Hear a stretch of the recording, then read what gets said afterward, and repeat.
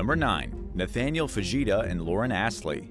Lauren Astley was just 18 years old when her life was tragically cut short at the hands of her high school sweetheart, Nate Fujita.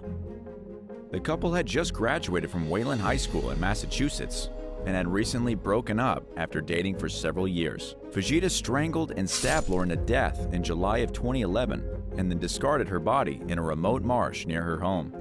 Police charged him with first-degree murder, assault, and battery with a dangerous weapon. During the trial, prosecutors argued that Fujita's rage over the breakup motivated him to kill Lauren. He was convicted of first-degree murder and is serving a life sentence for the crime. 10 years after the horrifying ordeal, Lauren's family still grapples with the grief that Fujita's actions have caused. Speaking with Bob Ward from Boston 25 News, her father, Malcolm Astley, said, "The most dangerous time is breakups in relationships or the day of divorce." In their beloved daughter's memory, the family created the Lauren Astley Memorial Fund, which aims to educate students about healthy and unhealthy relationships, signs of trouble to watch for, and how to seek help. Number 8. William GAUL and Emma Jane Walker. William GAUL was a college football player from Knoxville, Tennessee, who had a bright future ahead of him, but the 18-year-old robbed himself of any life opportunities when he decided that if he couldn't have his ex-girlfriend in his life, nobody could. 16-year-old Emma Jane Walker, a cheerleader at the local high school, broke up with William in 2016, but he couldn't accept that she wanted to go on with her life without him. Instead of moving, the irate teenager shot her while she slept in her bedroom. Her body was discovered early next morning. Detectives quickly zeroed in on William as their prime suspect. Worried that he would try to destroy evidence, they immediately began to keep an eye on him. He was soon taken into custody on a slew of charges related to Emma's death. In 2018, a jury found the defendant guilty of stalking, theft, tampering with evidence, reckless endangerment, possession of a firearm during the commission of a dangerous felony, and felony murder. But just as William didn't want to accept the breakup with Emma, he disapproves of the jury's decision and has requested a retrial. His request was denied based on a lack of evidence, justifying the alleged need to revisit the case in court. Number 7. Mike and Denise Williams. Mike and Denise Williams had planned to celebrate their wedding anniversary together in 2000, but Mike never returned from a duck hunting trip on time to celebrate. His friends and family formed a search party, which included his best friend Brian Winchester and Brian's dad. The pair found Mike's motorized canoe and Ford Bronco abandoned in Lake Seminole, Florida. His hunting license, jacket, and waders were found at the bottom of the lake, leading detectives to wonder if the man had been eaten by alligators. 8 years later, Mike's wife and high school sweetheart, Denise, stood trial for his murder. In an odd twist of events, Brian took the stand and confessed to fatally shooting Mike so that he and Denise could be together. The illicit couple had co-conspired to kill their victim after Brian, who was an insurance agent by trade, wrote up a $1.75 million policy on Mike. Brian then divorced his high school sweetheart, Kathy, and married Denise in 2005. Mike's disappearance went unsolved for some time before investigators decided to put the suspects in front of a jury, arguing that he was fatally shot and that the killers tried to make his death look accidental. All along, Denise's attorneys have argued that she played a minimal role in her former husband's murder, but she was nevertheless convicted of first-degree murder. In 2018, Denise's conviction was vacated, forcing the court to readdress her case. Thankfully, she was resentenced and will have to serve 30 years for her role in Mike's death. Brian is serving a 20-year sentence after avoiding harsher punishment by testifying against Denise. While Denise continues to deny having any role in the crime, Brian has expressed remorse for killing his best friend. Number 6. The Cadet Killers. David Graham and Diane Zamora started dating in their senior year of high school in 1995. After a track meet later that year, David gave his teammate Adrian Jones a ride home, and the two allegedly had sex. Diane could immediately tell something was off about David's behavior, and he confessed to the encounter about a month later. He later claimed that his irate girlfriend demanded that he kill Adrian. The pair hatched a sick plot for David to invite Adrian to go for a drive, while Diane hid in the back of his car. She took the bait. David parked next to a reservoir, where Diane came out of hiding and confronted Adrian about the cheating incident.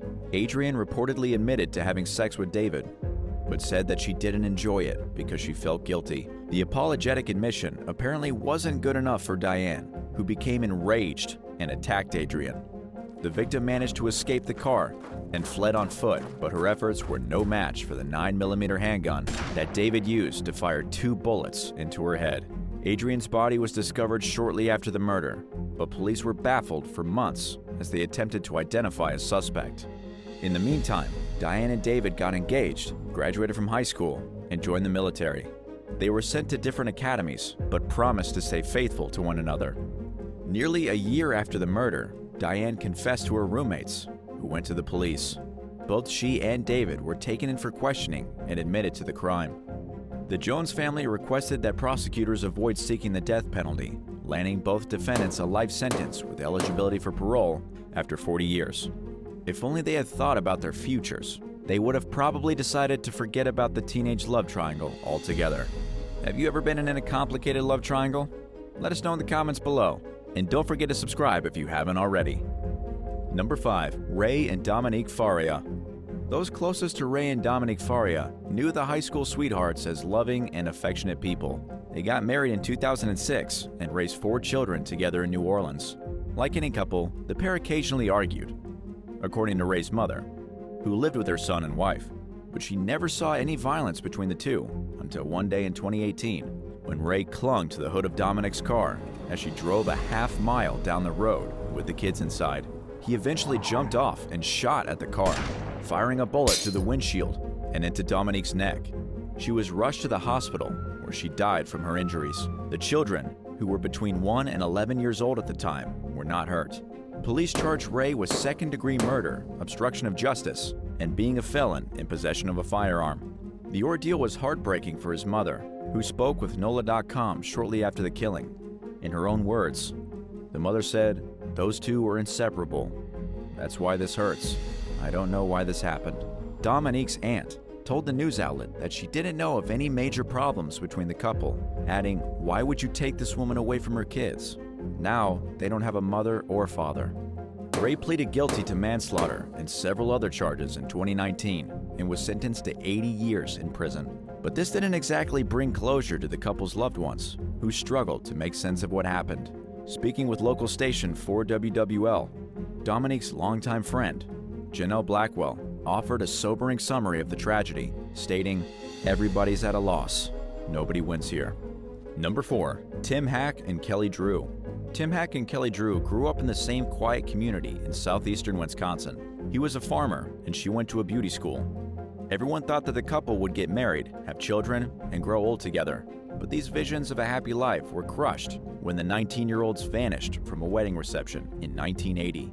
Their decomposing bodies were found 2 months later, just a few miles from where they disappeared. Someone had stabbed and strangled the couple to death, leaving detectives perplexed for the next 30 years as they struggled to identify a suspect in the puzzling case, which became known as the Sweetheart Murders. DNA technology proved to be a game changer in solving the tragic slaying. In 2009, investigators matched DNA from the crime scene to a 76-year-old Kentucky resident named Edward W. Edwards, who was working at the wedding reception venue as a handyman when Tim and Kelly were murdered. He was charged with 2 counts of first-degree murder, and, as it turned out, these were just a few of the many murders Edwards committed throughout his lifetime. The serial killer took at least 5 lives between 1977 and 1996 and is suspected of additional murders. Edwards was sentenced to death by lethal injection, but died in prison in 2011 from natural causes. Number 3. Nick KUNSELMAN and Stephanie HART-GRIZZELL. Since 1999, households across the U.S. have known about Columbine High School in Littleton, Colorado, where 2 troubled teens went on a violent shooting spree. People are less familiar with a tragedy that occurred on Valentine's Day the following year when 2 students were gunned down in a local Subway restaurant. An employee entered the business after driving by and noticed that the lights were still on after business hours. They found the bodies of 15-year-old Nick KUNSELMAN and 16-year-old Stephanie HART-GRIZZELL behind the counter. Nick worked at the restaurant, and Stephanie was there, waiting for him to finish his shift, when someone shot the couple to death. 22 years later, the case remains unsolved. Rumors that the murders were drug-related have never been proven. Detectives believe that someone out there has key information that can help bring the killer to justice. Last year, on the 21st anniversary of the slayings, the Jefferson County Sheriff's Office appealed to the public on Facebook, urging anyone who knows anything to come forward so that they can finally bring closure to the case. There is a $100,000 reward for information leading to the arrest of a suspect, who police describe as a young white man with blonde hair. Number 2. Jennifer and James Faith. 48-year-old Jennifer Faith and her 49-year-old husband, James, were walking their dog in late 2020 in their Dallas, Texas neighborhood when someone shot James several times. He died in the street in a pool of blood after receiving 3 bullets to the head, 3 to the chest, and 1 to the pelvis. Jennifer told police that after the attacker killed her husband, they bound her wrists with duct tape and tried to steal her jewelry. She said she didn't recognize the suspect, who wore a hoodie and a face mask. Witnesses noticed that he drove a black Nissan pickup truck. The tragically widowed wife went on to local news and pleaded for anyone with information, or for the killer themselves, to come forward. She described James as the backbone of their family and said that she hoped the murderer could understand the gravity of what they had done and feel guilty enough to turn themselves in. Detectives soon discovered that Jennifer had been communicating with her high school sweetheart, Darren Ruben Lopez, around the time of her husband's murder.